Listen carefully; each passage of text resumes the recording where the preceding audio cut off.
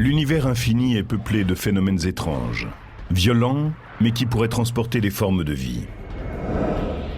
Imaginez des portails cosmiques où les objets disparaîtraient, d'où ils seraient éjectés, ou bien s'échapperaient vers d'autres dimensions de l'espace ou du temps. Dans la plupart des cas, vous disparaîtriez. Soit vous seriez pulvérisé dans le cas d'un trou noir, soit vous seriez propulsé dans une autre partie de l'univers, c'est le cas du trou de verre, ou vous seriez détruit par le jaillissement d'une fontaine si vous êtes dans un trou blanc. Les scientifiques recherchent ces trous noirs, ces trous blancs et ces trous de verre qui naissent dans l'espace. Mais sont-ils des inventions de l'imagination ou un fait scientifique ?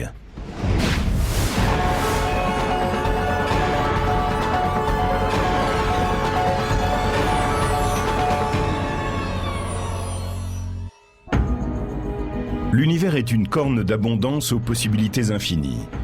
Il pourrait s'y trouver, par exemple, des navettes qui mèneraient dans n'importe quel endroit du cosmos. Il ne s'agit pas de vaisseaux futuristes. C'est grâce aux trous de verre qu'on pourrait peut-être effectuer un voyage galactique. Encore uniquement théorique, c'est un tunnel qui offrirait des raccourcis à travers l'espace et le temps. Les trous de verre ressemblent un peu au métro que l'on trouve dans certaines villes. On entre dans un trou, on emprunte un tunnel et on en sort au bout par un autre trou. C'est ainsi qu'on se déplace à l'intérieur de l'agglomération. Le trou de verre permettrait de la même façon de voyager entre différents points de l'univers en passant par un trou.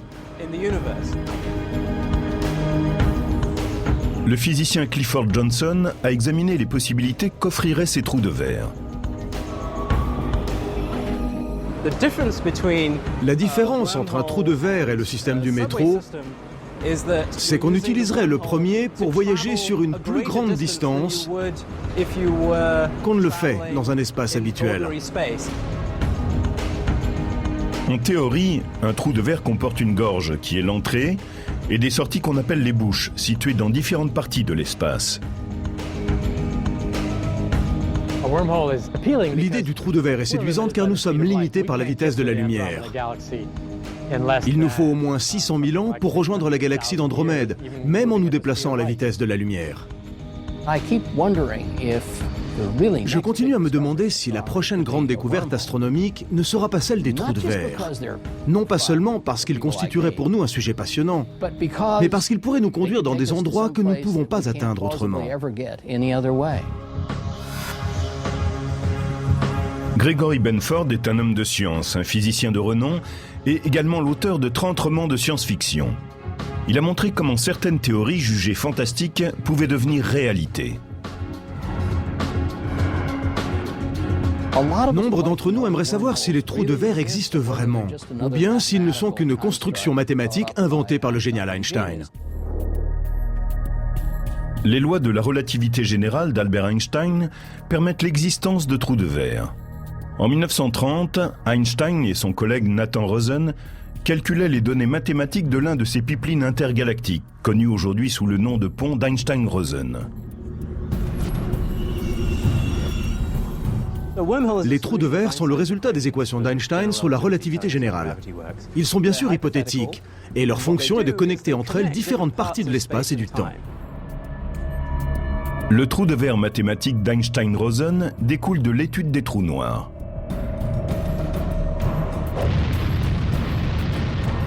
Un trou noir est une région de l'espace où le champ gravitationnel est très intense, si intense que les objets qui s'en approchent de trop près n'ont aucun moyen de lui échapper. Rien ne peut ressortir d'une rencontre avec un trou noir, même pas la lumière. Cette fontaine inversée peut nous permettre de montrer ce qui se passe à proximité d'un trou noir. Au fond, on a la zone qui est au-delà de ce qu'on appelle l'horizon. L'eau qui tombe dans cette fontaine est comme le gaz qui tomberait dans un trou noir. Imaginez que vous soyez un poisson qui nage dans cette zone. Une fois que vous êtes dans la partie centrale, vous avez dépassé le point de non-retour. Mais Einstein n'a jamais considéré le trou de verre comme un outil pour voyager dans l'espace. En théorie, à un certain moment, l'objet se forme, s'ouvre brièvement puis se referme hermétiquement. Tout objet qui tente de passer par là sera écrasé et disloqué par compression. Les trous de verre que l'on met en équation et que l'on étudie sont instables. Ils disparaissent en un temps incroyablement bref. Nous avons donc besoin de trouver un moyen de les tenir ouverts. C'est dans les années 1960 qu'on a défini le trou de verre d'Einstein comme étant instable, mais il n'y avait guère de recherche à ce sujet. Puis, dans les années 1990, est sorti le fameux film de science-fiction Contact. Adapté du livre du célèbre astronome Carl Sagan, il émettait l'idée que le trou de verre puisse permettre de voyager dans l'espace.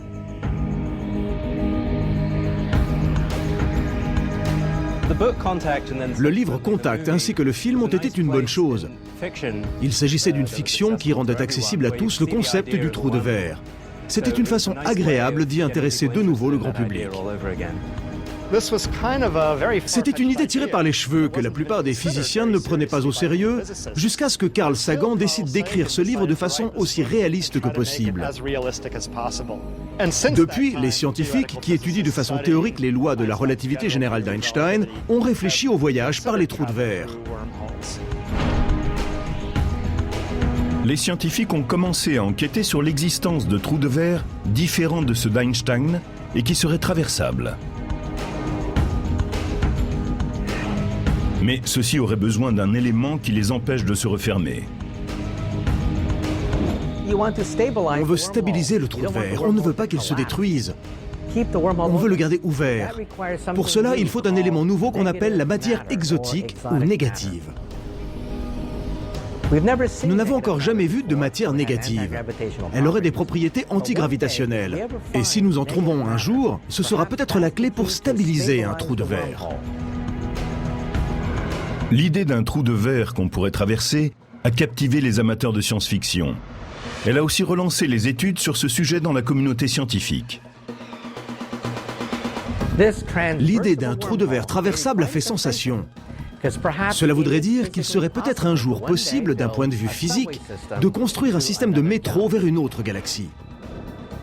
Le terme trou de verre est venu en comparant le phénomène avec une pomme. Admettons que vous vouliez aller d'un côté de cette pomme à l'autre. Si vous êtes un ver, vous pouvez grignoter, faire votre chemin dans le corps de la pomme, creuser un petit tunnel et ressortir de l'autre côté, c'est le plus court. Mais contrairement au ver qui se déplace dans la pomme et ressort tranquillement de l'autre côté, nous ne saurions pas quel danger nous attend à l'autre bout du trou de verre. Le trou de verre pourrait déboucher sur une zone très dangereuse de l'univers, peuplée de phénomènes inconnus. On pourrait même arriver au cœur d'une étoile. Si nous découvrons un trou de verre et qu'il soit assez proche pour que nous puissions l'atteindre, nous enverrons certainement d'abord des sondes automatisées dont nous programmerons le retour. Nous les mettrons peut-être sur un câble, au cas où il se produirait un accident qui les empêche de revenir par leurs propres moyens. Les physiciens n'ont aucune idée de la façon dont un trou de verre apparaît naturellement dans notre univers. Mais peuvent-ils être créés artificiellement ? Une possibilité sur laquelle travaillent les physiciens et qui permettrait de construire des trous de verre, ce serait de les faire exploser à partir de ce qui est considéré comme le tissu de l'espace-temps et qui contiendrait peut-être de minuscules trous de verre, naissant et quittant l'existence en raison des lois de la mécanique quantique. Les spécialistes ont émis une hypothèse. Les trous de verre traversables pourraient être sculptés à partir de la mousse quantique, une structure subatomique semblable à une bulle qui existerait partout dans l'univers à une échelle des milliers de milliards de fois plus petite que le noyau d'un atome. Dans le principe, c'est ainsi qu'il faudrait faire. Mais c'est complètement impossible à partir des technologies dont nous disposons à l'heure actuelle. Au cas où l'on arriverait à en découvrir ou à en créer un, les spécialistes ont déjà envisagé une autre utilisation du trou de verre. Pourrait-il transporter des touristes galactiques dans le temps, aussi bien que dans différentes régions de l'espace ? Pour créer une machine à explorer le temps ou un trou de verre qui nous emmènerait dans une galaxie lointaine, il faudrait disposer des outils d'une civilisation qui aurait peut-être des millions d'années d'avance sur nous. Au cinéma, les machines à explorer le temps épatent le public depuis plus de 50 ans. Messieurs, Je parle de voyager dans le temps grâce à une machine construite à cet effet. Mais pourrait-on se servir d'un trou de verre pour ce type de voyage? Le trou de verre peut permettre certaines choses, comme aller dans une autre galaxie en mettant simplement un pied dedans, ou même se déplacer dans le temps. Mais en tant que machine à explorer le temps, les trous de verre posent des questions troublantes. Dans un lointain futur, des terriens seront-ils en mesure de voyager dans le passé et peut-être même de changer l'histoire?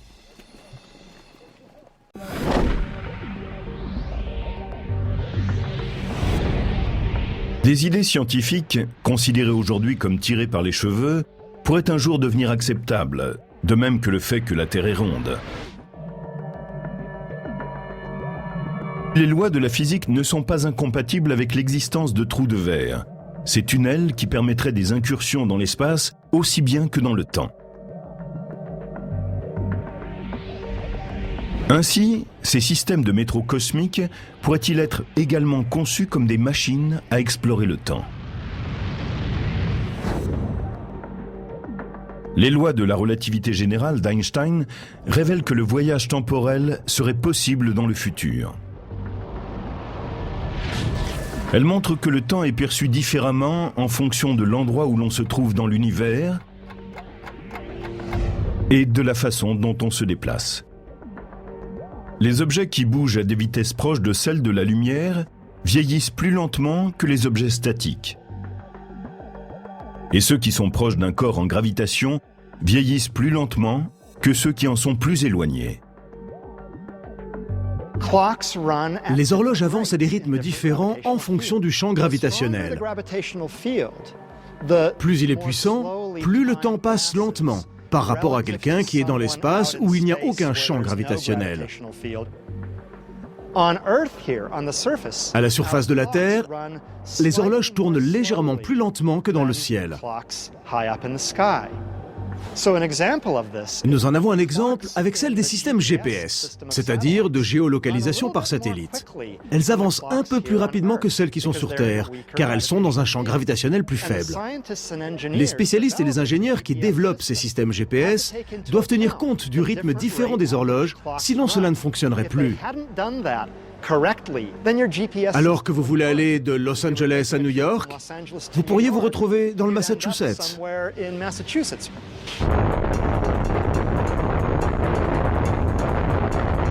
Le voyage dans le futur a été testé à l'aide d'horloges atomiques de très haute précision.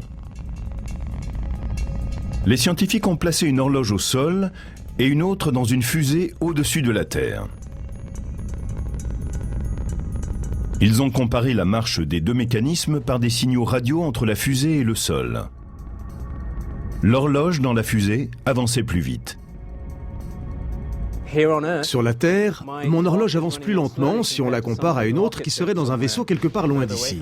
Les passagers de ce vaisseau vont donc aller plus rapidement dans le futur. Les physiciens étudient la possibilité, grâce au trou de verre, de voyager vers le futur, mais aussi vers le passé. S'il existait un trou de verre dont une issue serait proche de la Terre et l'autre au centre de notre galaxie, la vitesse à laquelle le temps s'écoule serait différente à chaque extrémité comparée à l'univers extérieur.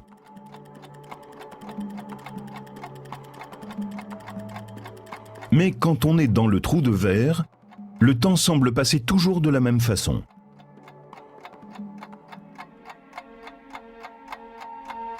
Cette différence de vitesse entre l'extérieur et le trou de verre transformerait celui-ci en machine à explorer le temps.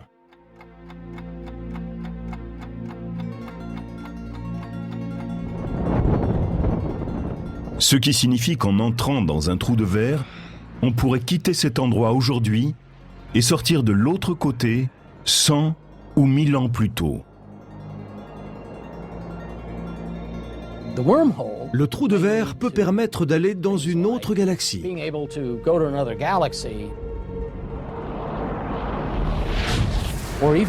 Il peut même permettre d'aller dans une autre époque. Mais peut-être pourra-t-on aussi utiliser ces objets pour transporter de l'information ou des gens dans le passé. Cependant, un tel voyage peut donner naissance à des paradoxes troublants. Quelqu'un pourrait-il voyager dans le passé et changer l'histoire ?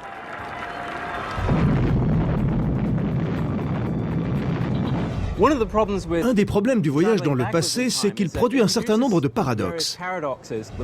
Le plus célèbre est le paradoxe du grand-père. Selon celui-ci, si je dispose d'une machine à explorer le temps, je peux retourner dans le temps et tuer mon grand-père, qui n'engendrera donc jamais mon père, qui ne pourra jamais m'avoir, si bien que je ne pourrai pas venir au monde et par conséquent remonter dans le passé. Admettons que vous retourniez dans le passé et que vous rencontriez votre mère adolescente avant votre naissance. Et voilà qu'elle tombe amoureuse de vous. Comment pouvez-vous être né si votre mère rejette votre père et tombe amoureuse de vous au lieu de lui ? Les problèmes pratiques sont immenses. Mais si une femme frappe un jour à votre porte et vous déclare qu'elle est votre arrière petite-fille, qu'elle arrive du futur, qu'elle a remonté le temps pour vous rencontrer, vous, son dernier ancêtre, ne lui fermez pas la porte. Peut-être nos descendants auront-ils un jour la possibilité de voyager dans le temps et viendront-ils frapper à votre porte.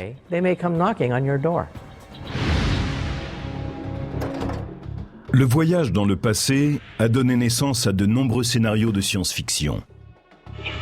Si cette machine peut faire ce dont vous la dites capable, détruisez-la avant qu'elle ne vous détruise. Si les lois de la physique ne s'opposent pas à l'existence des trous de verre, comment faire avec le risque de changer l'histoire ? Il serait possible que les lois de la physique nous permettent de remonter assez loin dans le temps pour arriver à un univers cohérent en soi, et qu'ainsi, l'histoire ne soit pas influençable, qu'on ne puisse retourner en arrière ni changer les événements, ce qui éviterait des paradoxes, comme celui du grand-père. Pour l'instant, ces voyages dans le futur comme dans le passé restent en suspens. Certains spécialistes pensent que toute tentative de créer une machine à explorer le temps détruirait le trou de verre. Ce qui se passe quand on essaie de transformer un trou de verre en machine à explorer le temps, c'est que dès que l'on relie des époques différentes, il se produit des radiations tellement intenses qu'elles détruisent le trou de verre et qu'il n'est plus possible de continuer l'opération. C'est peut-être un signe, une protection de la nature contre la tentation d'utiliser les lois de la physique pour produire des paradoxes et des phénomènes aussi étranges que ceux qu'induirait une machine à explorer le temps. Il paraît incertain que nous puissions voyager dans un trou de verre, car il faut savoir qu'il se passerait des choses très désagréables au cours de l'expérience. Vous seriez tout d'un coup transformé en une grosse boule de gaz, car les forces gravitationnelles qui soutiennent le trou de verre sont vraisemblablement assez intenses.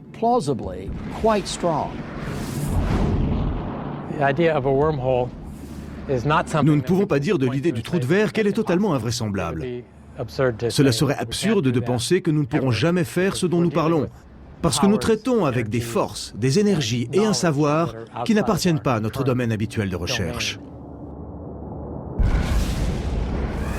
Tout comme les trous de verre, d'autres phénomènes n'ont jamais été découverts dans l'espace. Mais la théorie de la relativité générale d'Einstein permet d'envisager leur existence. C'est ce qu'on appelle les trous blancs. On dit qu'un trou noir est un objet dans lequel les choses tombent et disparaissent, un peu comme dans le trou d'un évier. Un trou blanc fait le contraire, les choses en sortent, un peu comme dans une fontaine. Un trou blanc est comme une licorne, un animal exotique que personne n'a jamais vu. Un trou blanc est très similaire à un trou noir, sauf qu'il fonctionne à l'inverse. Pensez à une cassette vidéo qu'on enroule en marche arrière. Au lieu que la matière tombe au-delà de l'horizon du trou et ne puisse jamais en sortir, ici la matière tombe à l'extérieur. C'est donc le contraire, l'inverse du trou noir. Aujourd'hui, on a compris qu'en effet, on trouvait des trous noirs dans l'univers. Et l'on se demande si c'est la même chose pour les trous blancs. Par exemple, quand on a découvert des quasars pour la première fois, on pensait que c'était des trous blancs. Pourquoi ? Parce qu'ils semblaient produire une énorme quantité d'énergie. Nous savons maintenant que ce n'est pas le cas. Ce sont les trous noirs qui apportent aux quasars cette puissance. Il y a une école de pensée qui dit Tout ce qui peut exister existe forcément quelque part. Si nous adoptons cette façon de voir, alors nous devons admettre que les trous blancs pourraient exister quelque part. Si la nature a créé des trous blancs, les physiciens pensent qu'ils pourraient avoir été un élément important dans les premières étapes de l'univers, peut-être même dans sa formation.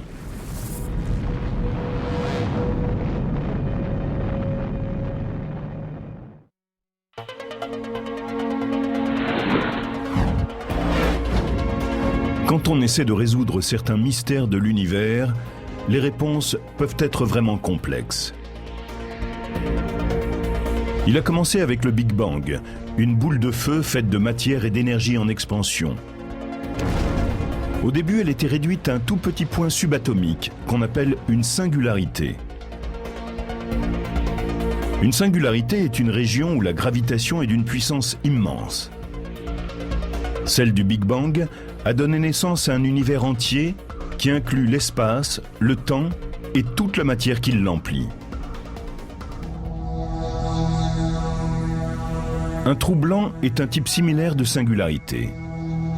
C'est un objet théorique qui résulte des lois d'Einstein sur la gravitation. C'est essentiellement un trou noir à l'envers, un point de singularité d'où la matière est éjectée. Par conséquent, certains spécialistes se sont demandé si l'univers pouvait avoir été créé à partir d'un trou blanc. Pour décrire la naissance de l'univers, on pourrait dire qu'il y a eu un grand trou blanc duquel émerge une singularité initiale. Cette idée de la création de l'univers fait partie des nombreuses hypothèses sur sa naissance, sur la façon dont tout a commencé, dont s'est produit le Big Bang. Écoutez bien, un trou blanc émet de la matière, il ne l'avale pas. Mais est-ce que ce n'est pas la même chose pour le Big Bang? Un tout petit point prodigieux se dilate et expulse de la matière. C'est pour cela qu'un trou blanc est peut-être à l'origine de l'histoire de notre univers.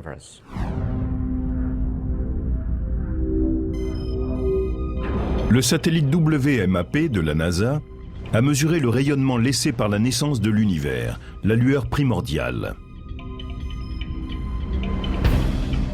Les images de ce micro-ondes cosmique ont confirmé que l'univers a commencé avec une phase brève de croissance considérable, appelée inflation, qui a précédé sa phase régulière d'expansion. Aussi certains scientifiques se demandent-ils si un trou blanc ne pourrait avoir été l'instigateur de cette naissance. La preuve que nous apportent maintenant les satellites spatiaux en orbite autour de la Terre, comme le WMAP, correspond bien à l'idée de multivers. Un multivers consiste en plusieurs univers qui flottent comme des bulles de savon. Dans un bain moussant, nous avons des bulles dont l'existence est brève. Elles éclatent et donnent naissance à d'autres petites bulles de savon. Autrement dit, le phénomène du Big Bang pourrait se produire en permanence. Et peut-être chaque Big Bang commence-t-il par un trou blanc qui ensuite se dilate rapidement pour nous donner un bébé univers.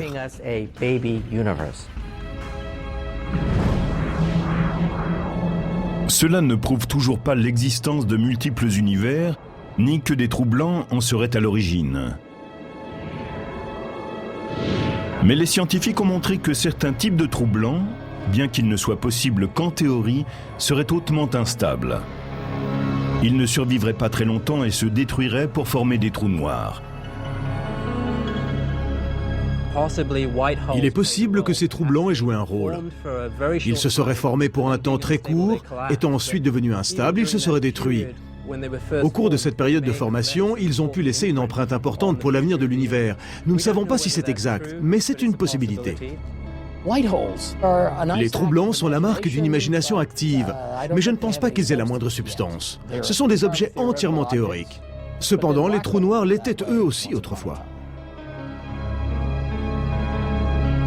On ignore encore si les trous blancs ont vraiment existé lors de la naissance de l'univers. Mais en revanche, il est certain que les trous noirs ne sont plus de la science-fiction. C'est un fait scientifique. Les spécialistes sont d'accord pour dire que ces vortex tourbillonnants sont nés de l'agonie d'étoiles massives. Quand une étoile massive n'a plus assez d'énergie, elle ne peut plus lutter contre sa force gravitationnelle. Elle se détruit de l'intérieur et forme un trou noir.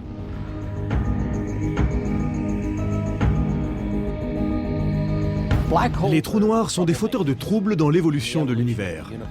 Ils peuvent attirer la matière, la rejeter, la former de nouveau, réorganiser des régions de l'espace ou une partie de la galaxie, s'établir en son centre ou se manifester dans tous ses états. Ce sont des objets très costauds qui ne peuvent être arrêtés. Les trous noirs sont difficiles à détecter, justement parce qu'ils sont noirs. Mais on peut les observer quand ils sont en interaction avec un autre élément, comme du gaz qui tombe à l'intérieur et dont la chaleur produit des rayons X. Il y a des années, l'existence des trous noirs était considérée comme impossible. Nous avions l'habitude, dans le domaine de la physique, de voir nos collègues rire lorsque nous parlions de trous noirs. Mais nous en avons à présent des centaines et des milliers de photographies magnifiques.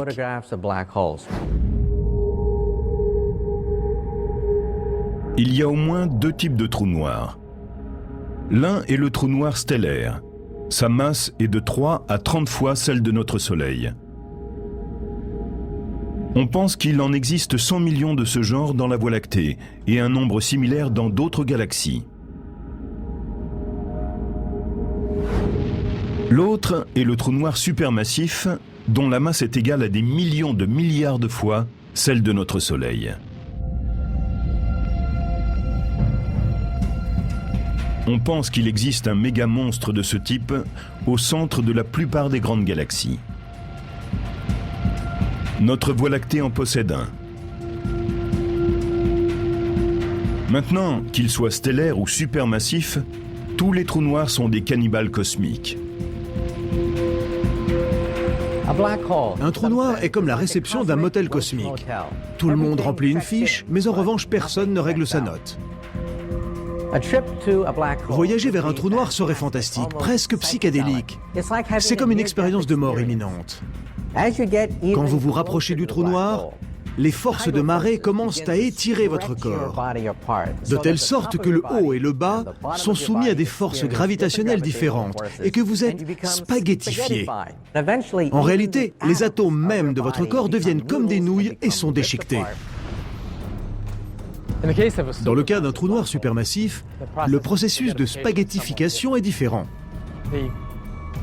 La personne qui sauterait dans le trou ne subirait pas ce traitement avant de passer l'horizon, car les forces de marée ne seraient pas assez intenses pour l'étirer avant qu'elle arrive au plus près de la singularité. Ainsi, celui qui sauterait dans un trou noir vivrait quelques instants où il percevrait qu'il est arrivé à l'intérieur, où il pourrait s'en émerveiller avant de plonger vers la singularité et d'être spaghettifié. Si un trou noir ne vous semble pas assez violent, nous pouvons étudier deux trous noirs luttant pour le pouvoir. Dans l'immensité de l'espace, ils vont parfois par deux et semblent se faire comme une cour cosmique. Mais ces unions n'ont rien d'harmonieuse.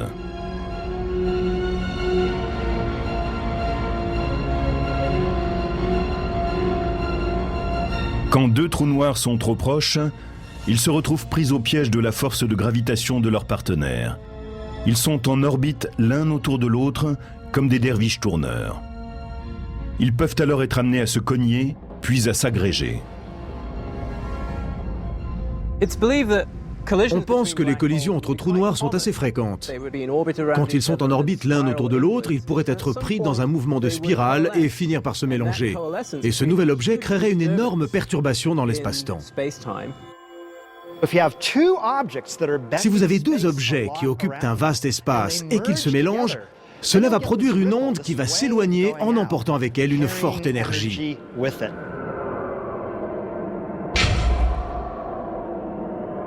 Quand les trous noirs entrent en collision, ils créent d'intenses vibrations, des ondes gravitationnelles qui se dispersent à travers le tissu de l'espace-temps.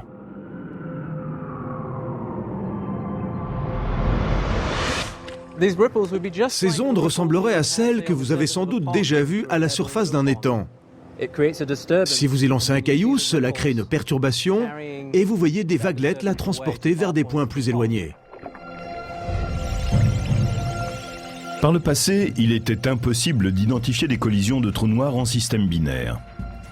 Aujourd'hui, les scientifiques ont développé des détecteurs d'ondes gravitationnelles, si bien qu'avec un peu de chance, ils pourront peut-être prendre sur le fait ce type d'événement.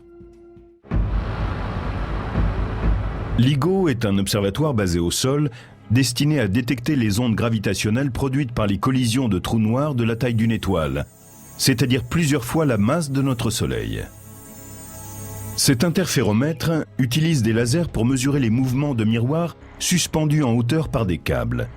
Il existe en Europe des structures similaires, c'est le projet Einstein at Home. Quand deux trous noirs fusionnent, ils libèrent des ondes gravitationnelles dans la structure de l'espace.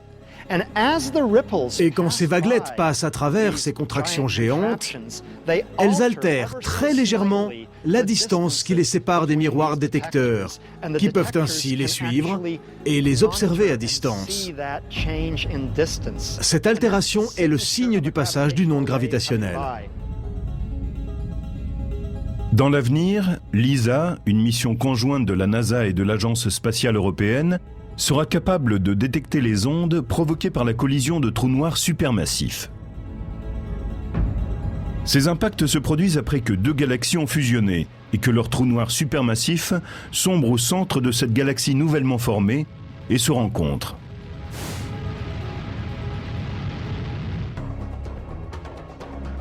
Si la collision de deux trous noirs supermassifs ne vous semble pas assez chaotique, essayons avec 3.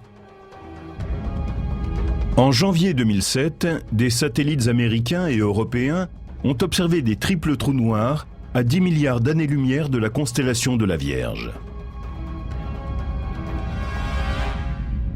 En fait, il s'agit de 3 quasars, des objets lumineux dont on pense qu'ils tirent leur énergie de trous noirs supermassifs situés au centre des galaxies. Les éléments de ce trio sont proches. Il n'y a guère entre eux que 100 000 à 150 000 années-lumière, ce qui représente la largeur de la Voie lactée. Selon toute probabilité, ils se seraient engagés dans une fusion conflictuelle.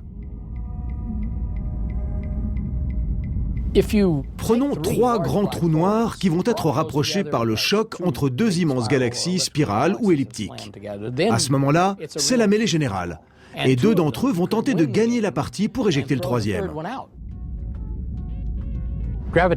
Les interactions gravitationnelles entre 3 corps peuvent mener à l'éjection de l'un des trous noirs supermassifs. Et on reste alors avec un binôme qui va finir par fusionner en un seul élément. Le trou noir supermassif est généralement éjecté à une telle vitesse qu'il ne peut pas emporter d'étoiles avec lui. Il devient alors un trou noir solitaire. Il s'éloigne seul.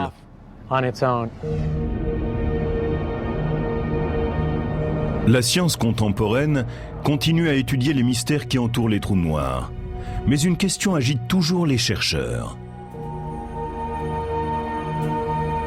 La question la plus importante en ce qui concerne les trous noirs est « qu'y a-t-il de l'autre côté ?» Que se passe-t-il si l'on jette une encyclopédie dans un trou noir? Toute cette information est-elle perdue? Nous n'en sommes pas certains. Selon la loi de la relativité générale d'Einstein, rien ne peut jamais ressortir d'un trou noir. Mais si celui-ci est minuscule, les lois de la mécanique quantique se mêlent à celles de la relativité générale. La mécanique quantique régit le monde de ce qui est très petit, comme les électrons, les neutrons et d'autres particules subatomiques. La relativité générale régit le monde de ce qui est grand, là où domine la gravitation telle que nous la connaissons bien. Ce sont les planètes, les étoiles et les galaxies. Quand on utilise la théorie quantique pour étudier les trous noirs, il en ressort qu'ils ne sont pas des objets complètement inertes qui ne feraient qu'aspirer les objets et dont rien ne sortirait. Ils irradient. Ces trous noirs qui irradient sont appelés de mini-trous noirs, car ils sont plus petits que leurs cousins stellaires ou supermassifs.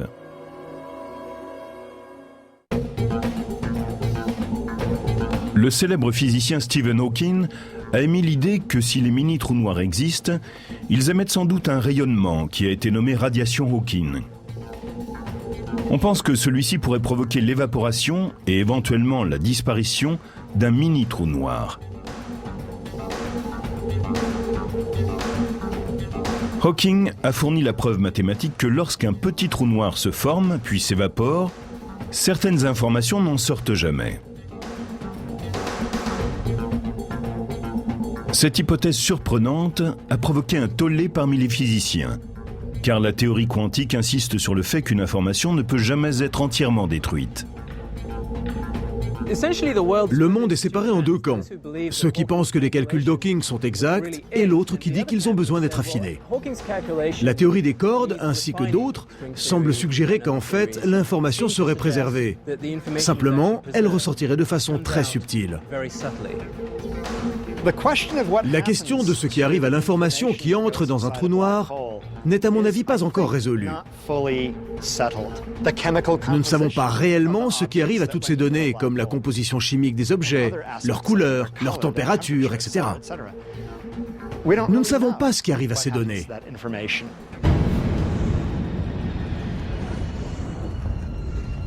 Il paraît peu probable que les scientifiques puissent s'aventurer à l'intérieur d'un trou noir et rentrer chez eux entiers pour faire un rapport sur leur découverte.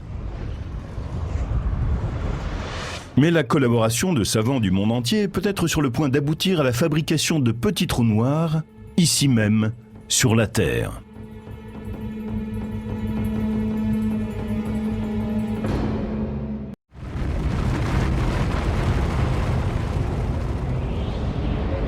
Aujourd'hui, les spécialistes repoussent les limites de la recherche cosmique. Si des trous noirs formés naturellement sont déjà des objets effrayants, que dire d'une usine qui en produirait? En Suisse, dans le laboratoire de physique du CERN, a été construit le Large Hadron Collider, ou Grand Collisionneur de Hadron, le système le plus vaste et le plus complexe qui ait jamais vu le jour. Il s'agit d'un accélérateur de particules de 27 km de long et qui pèse l'équivalent de 5 jumbo jets. Il est capable d'entrechoquer des particules subatomiques pour reproduire les énergies qui ont surgi pendant quelques microsecondes après le Big Bang. Ce dispositif a été conçu et construit pour étudier des questions importantes posées par la physique fondamentale des particules. Il doit permettre le rassemblement d'une telle quantité d'énergie que si les savants arrivent à reproduire la façon dont la nature crée ces énergies, ils pourront aussi produire de mini-trous noirs. Nous pourrions voir des trous noirs microscopiques se former au cours de ces collisions de très haute énergie. Et ensuite, il faudrait faire très vite car ils s'évaporeraient rapidement. Nous pourrions cependant étudier les déchets produits et comprendre les lois de la gravité quantique en laboratoire. Nous n'avions jamais pensé avoir cette chance au cours de notre vie.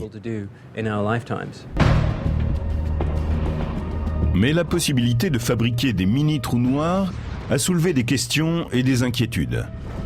Et s'ils échappaient à la gravité terrestre et avalaient notre planète?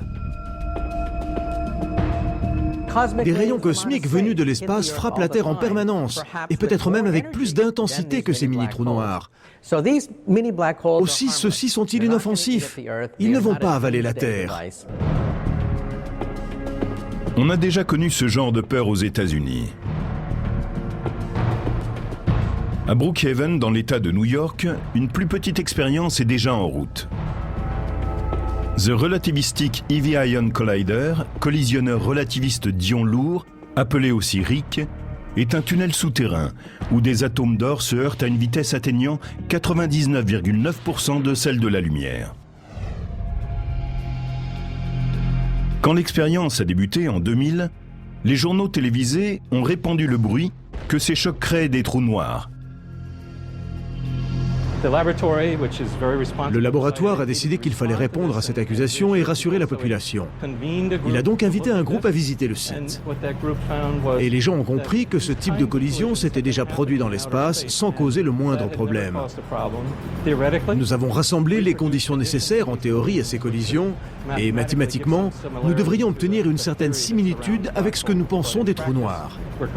Nous ne pouvons pas produire ici au RHIC un trou noir susceptible de représenter une menace. Le RHIC n'est absolument pas capable de produire un trou noir quel qu'il soit. La masse créée ici n'est pas assez importante. Bien que le RIC ne soit pas en mesure de créer de mini-trous noirs, les scientifiques peuvent étudier les cendres issues de ces collisions de particules et comprendre ce que furent les quelques microsecondes qui ont suivi le Big Bang. Nous pouvons utiliser ces informations pour mieux comprendre ce qui est arrivé juste après le Big Bang, y compris l'éventuelle formation d'un trou noir primordial.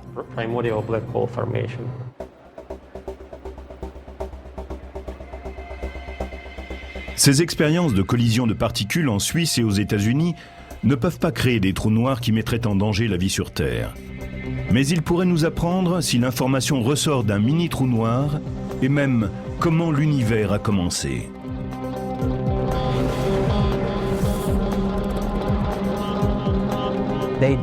C'est un laboratoire où nous pouvons tenter de pousser dans leurs limites les théories d'Einstein. En effet, nous pensons que les mini-trous noirs pourraient nous permettre d'aller au-delà des travaux de ce savant génial.